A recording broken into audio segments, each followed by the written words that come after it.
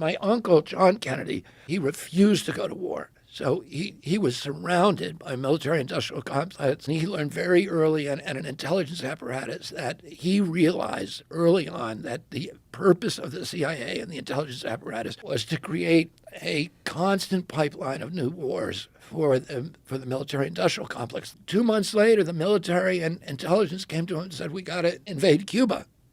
And he was like, "I'm not going to Cuba. I don't like what Castro's doing down there, but it's not the United States' job to dictate what kind of governments other countries have." And in the middle of it, in the night, they came to him and said, "They're getting wiped out on the beach, and you need to send in the military and invade." And he said, "We're not going to do it." He stepped out of that meeting, and he realized they had been lying to him and trying to trick him. He said, "I want to take the CIA and shatter it into 1,000 pieces and scatter it to the winds." For the next 1,000 days of his presidency, he was at war with the intelligence apparatus. They tried to get him to go into Laos. He said no.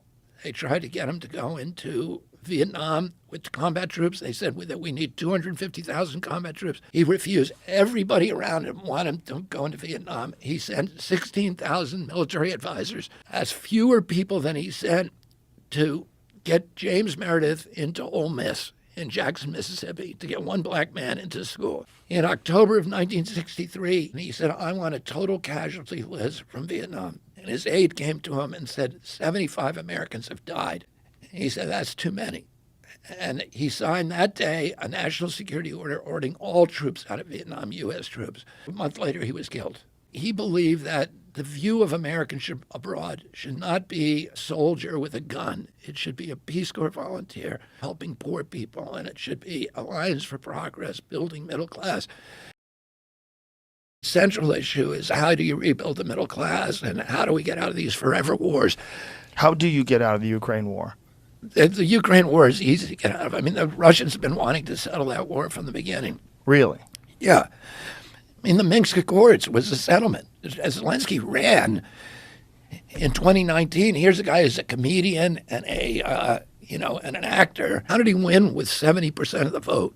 He won because he ran on a peace platform, promising to sign the Minsk Accords, which was an agreement that Russia, France, and Germany had all agreed to, which would have left Donbass as part of Ukraine, and that NATO would stay out of the Ukraine. And that's what the Russians wanted, a pledge that NATO will never go in, which we should have made for them.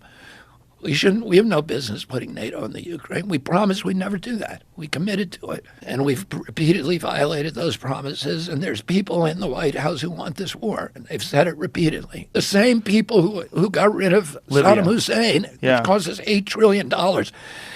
And Iraq is now worse off than we found it. We killed more Iraqis than Saddam Hussein. We forced Iraq into, this bondage to Iran, where they're now a proxy state of Iran. We've reduced that nation into this incoherent mess that is just a battle between Shia and Sunni despots. We created ISIS. We then had to do the Syrian war, the Yemen war, the Afghan, Pakistan. We drove 2 million refugees into Europe and destabilized every democracy in Europe for the next 2 generations and created Brexit. That's what we got for that $8 trillion and the ravaged middle class in our country. The same people who we thought, the neocons, ran that operation, lied to us about weapons of mass destruction, tricked us into that war, and who we thought were now out of government forever, pariahs, in disgrace. They're now all back in the Biden administration with a new project. Biden's defense secretary said the purpose of the war for us is to exhaust Russia and degrade its capacity to fight any place in the world. Well, that's not good for the Ukraine, because the way we're exhausting Russia is by butchering 350,000 Ukrainian kids. I mean, we have turned that nation into an abattoir of death for the flower of Ukrainian youth. I'm not excusing Putin. Putin is a thug, a monster, a gangster who illegally invaded and didn't need to. We need to take responsibility for the provocation these neocons have been provoking for over a decade. That war is a money laundering racket for the military contractors. The money is going there and coming right back, and then they all go on CNN, the generals, et cetera, who, if you look at their resumes, they're all working for General Dynamics and the military contractors, and And they tell us we need to be in this war and tell us horror stories, etc. The U.S. should be the grown-up in the room that's saying, how do we stop the bloodshed? That's what we should be doing over there. That war's cost us $113 billion. That's the commitment so far. CDC's entire budget is $12 billion a year. EPA's entire budget is about $12 billion. We have 57% of our people in this country cannot put their hands on $1,000 if they need to, if there's an emergency. 25% of Americans are hungry now, are not getting enough food. I have a friend who is a commercial fisherman. March 1st, he got a robocall from the government saying, your food stamps have been cut by 90%. You're now getting $25 a month. Try feeding yourself on 90 cents a day in this country. 30 million Americans got that call. That same month, we printed $300 billion new dollars to bail out the Silicon Valley Bank. And we topped off the Ukraine war commitment to $113 billion. So we got lots of money for the military-industrial complex, lots of money for the bankers, the banksters. We're starving Americans to death. Because of all the inflation, we spent $16 trillion on the lockdown. We wasted, got nothing for it. $8 trillion on the Ukraine war. That's $24 trillion that they had to print to pay for nothing. That money, the way they're paying it back, they're not going to tell us they're raised taxes because you can't do that. It's a hidden tax called inflation, and it hits the poor and the middle class, and it has dismantled the middle class in this country. Well, my friends' food bills for basic foods like chicken, dairy, and eggs has increased 76% in 2 years to pay for the Iraq war, the Ukraine war, the Iraq war, and the lockdowns. His food prices are going up.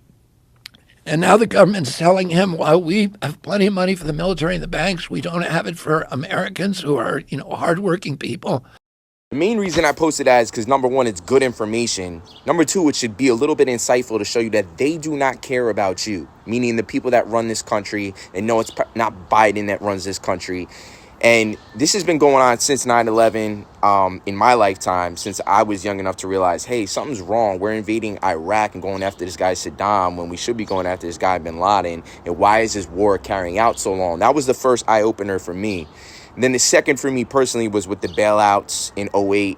I was like, why is no one getting in trouble for this? No one's, taking responsibility for this. And you see the collusion and how government is involved in Wall Street, how government was involved with the military contractors and the people that were financing the wars. They were all breaking bread. Everyone's getting paid. The same thing happened with COVID, and you can't convince me otherwise of it. I posted all that stuff without talking about the vax on purpose. Listen, the vax had its purpose to save a bunch of people's lives, but we can't act like it can't be criticized. We can't act like it can't be scrutinized. Anyone that's acting like that has got their head up their fucking ass, because anytime the government is involved and anytime there's mandates, people are breaking bread. People are making money. The CDC gets half its budget from pharmaceutical companies. Pharmaceutical companies pay millions and billions of dollars for advertisements on these big media platforms, which are encouraging you and even mandating you to get those products. So understand that people are breaking bread and people are making money. The logic that I always thought in my life is, if these people are willing to lie to us to kill people for money, which is literally the root of all evil. If you're killing people for money at war, you don't think that they'll be able to lie for a couple side effects here and there to make money? You're fucking crazy. They knew that people already had COVID, didn't need to get vaxxed. They knew that it wasn't going to stop the transmission. It didn't matter. It was booster shot. It was this. It was that. And then after, when they're wrong, no one even talks about how they're wrong. There's no fucking accountability going on. So wake up. What is his incentive? His incentive when he's getting attacked from every single corner and all his content's getting pulled down. He's already a Kennedy. He's already established and he's already got money. I'm not going to tell you what to think for yourself, but I already know YouTube has already started pulling a bunch of the podcasts down with him featured on it. So they're on that censorship. They're on that bullshit, and they will control that shit for the upcoming election.